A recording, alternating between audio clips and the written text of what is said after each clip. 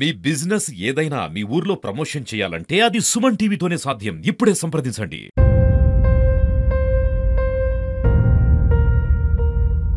నువ్వు లేట్గా చేసింది నాకు ఫ్రీగా ఇవ్వాలా ఇద్దరికి దన్ దన్ దన్ దన్ కొట్టేసింది కుక్కర్ లెక్క కట్ చేసింది ప్రైవేట్ పార్ట్స్ కి సైడ్స్ కి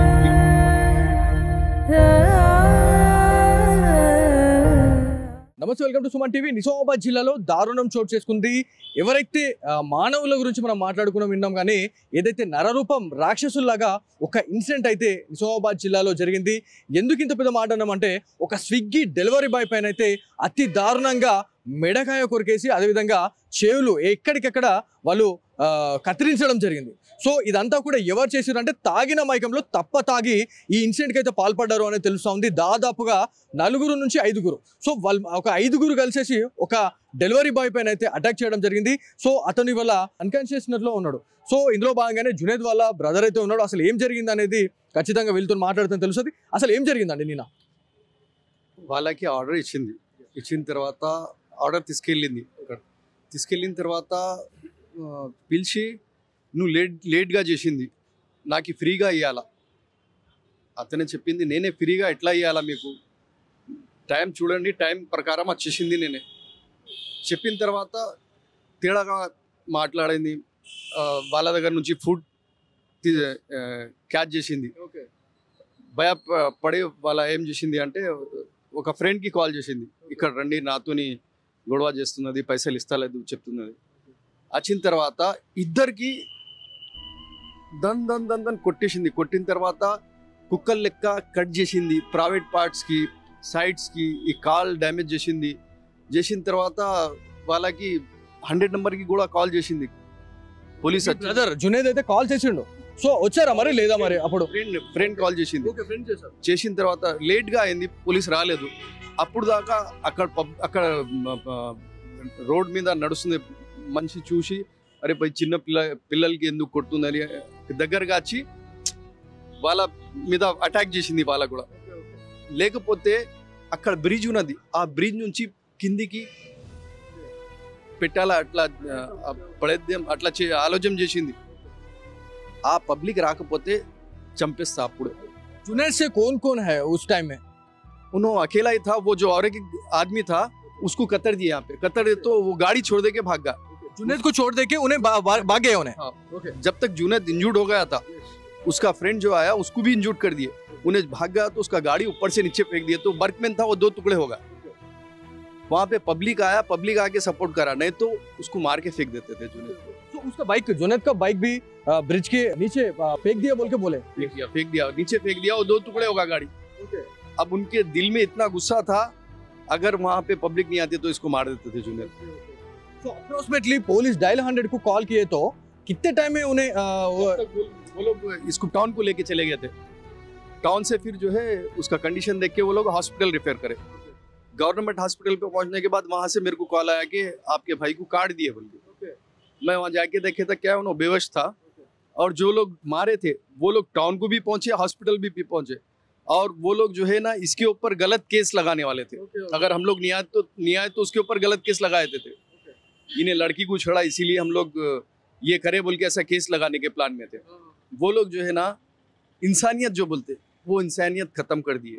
उसको एक जानवर के जैसा मारे. उतना कोई भी जो है ना इंसान पीने के बाद भी उतना नहीं मारता, ये लोग जितना मारे. वांटेडली कई को मारा जुनैद को? उन्हें फ्रेंड्स है कि क्या है, वांटेडली कई को मारा उन्हें? वांटेडली बोलना बोले तो मुस्लिम है बोल के मारे उसको. अब पता नहीं नाम ఇది అందరు తొడకలోడు ఇట్లా చెప్పి పేరు అడిగిన తర్వాత కొట్టింది. అక్కడ రికార్డింగ్ లా కూడా వచ్చేసింది. तो पुलिस कंप्लेंट आप दिए कि उसको ट्रेस आउट करे, उसको एंड अरेस्ट किया कि नहीं किया? उसको अरेस्ट तो कर लिए बोल रहे पुलिस वाले. हम लोग तो यहीं पे है हॉस्पिटल पे. 5 लोग, जबकि वहाँ पे 7 मेंबर्स थे, 5 लोग को अरेस्ट किए गए थे. अभी क्या सेक्शन है उनके ऊपर और उनको अरेस्ट करे नहीं मालूम, मगर अरेस्ट करे बोल के हमारे को टाउन से फ़ोन आया था.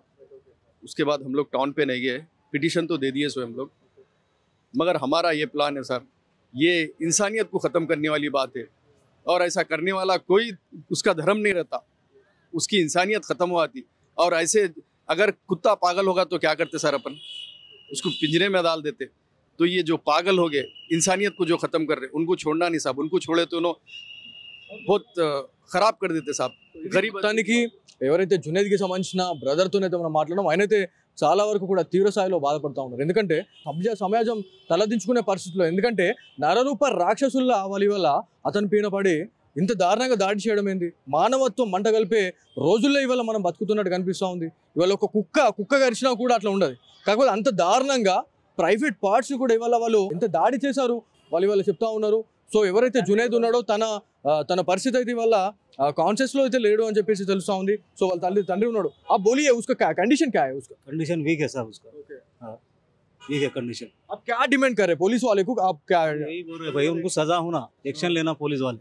हमारी डिमांड यही है। ऐसे लोगों को जेल में डालना जरूरी है। हाँ, हमारा ये demand. Attend to murder case हो ना उनको। बोलिए आप స్పాట్ కు గए అక్కడ ఎట్లా ఉంది పరిస్థితి? ఎట్లా ఉంది అక్కడ? మరీ దారుణంగా ఉంది, ఘోరంగా చెప్పుకోలేనంత విధంగా ఉంది. దానికి భాష కూడా రావడం లేదు. వాళ్ళు చేసిన పనికి మానవత అనేది మర్చిపోయారు. వాళ్ళు మానవులు కారు అనే ఉదాహరణ ఇచ్చారు. వాళ్ళు ఏంది ఎక్కడంటే అక్కడ కొరకడము, తాగి అది ఏదండి మంచి వాళ్ళు చేయడు. అది నీ పేరేంది? జునేద్ అని మళ్ళీ పిలిపించి కొరికారు. దీనికి దారుణంగా మానవత ఎటుపోయింది అంటాడు. దారుణంగా దాడి చేయాల్సిన అవసరం లేదు కదా. లేదు. ఒకవేళ అంటే ఆ జునేద్ దగ్గర ఉన్న అమౌంట్ తో పాటు ఏవైతే బిర్యానీ కావచ్చు వాళ్ళు ఏదైతే ఆర్డర్ తీసుకున్నారో దాన్ని కూడా వాళ్ళు లాక్కొని కొట్టేసి పంపించారు అనేది. 5,000 కూడా తీసుకోరు. పైసలు ఇవ్వము. డెలివరీ దగ్గర వాళ్ళు మొత్తం చేసిన పైసలు ఉంటాయి కదా, ఆ పైసలు కూడా తీసుకున్నారు. పైసలు తీసుకొని ఈ పైసలు ఇవ్వమని చెప్తున్నారు. ఇది మానవతన?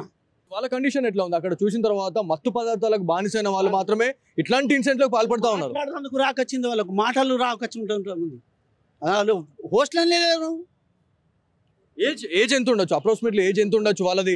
ఎంతమంది ఉన్నారు? 6 నుంచి 7 అని తెలుస్తుంది. ఎంత ఉంటుంది వాళ్ళకి ఏజ్ అప్రాక్సిమేట్లీ? 25-30 సంవత్సరాల లోపల ఉంటారు అంతే.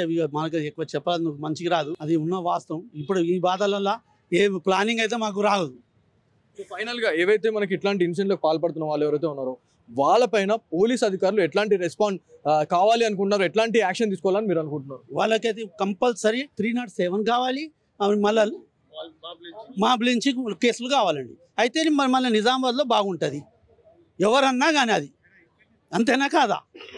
ఎందుకంటే ఇప్పుడు కాకుండా లేకుంటే మళ్ళీ విపరంగా లేచిపోతారు. మళ్ళీ ఎవరన్నా నేను చేస్తే ఏమైంది, వాడు చేస్తే ఏమైంది అన్నట్టు. ఇంతే. మాది కోరిక ఏంటంటే 307 చేయాలి, బంబ్లించి కేసు కావాలి. మొత్తానికి అక్కడ మనకి ఒక ప్రైవేట్ ఆసుపత్రికి అయితే జునేద్ని అయితే తరలించిన తర్వాత ఎవరైతే అక్కడ వినాయక్ నగర్ ఒక ప్రైవేట్ వెంచర్ అని చెప్తా ఉన్నాము, అక్కడ నియర్ బై లొకేషన్లో దాదాపుగా అక్కడ మత్తు పదార్థాలు సేవించే వాళ్ళే ఎక్కువ ఉంటారు. సో ఆ ఏరియాకి వెళ్ళాలంటూ కూడా వీళ్ళ గజగజ వణుకుతున్న పరిస్థితి ఉంది. సో ఒక మహిళను ఎలాగైతే వాళ్ళు రేప్ చేస్తారో అదే రకంగా ఒక మనిషిని అంటే ఒక మొగతన్ని ఇంకొక 4-5 కలిసి వాళ్ళు ఇంత దారుణంగా ఇట్లాంటి ఇన్సిడెంట్కి పాల్పడడం అనేది నిజంగా తలదించుకునే పరిస్థితి ఉంది అని చెప్పి తెలుస్తూ ఉంది. ఎవరైనా కూడా అంటే చట్టం అనేది ఎవరికి చుట్టం కాదండి.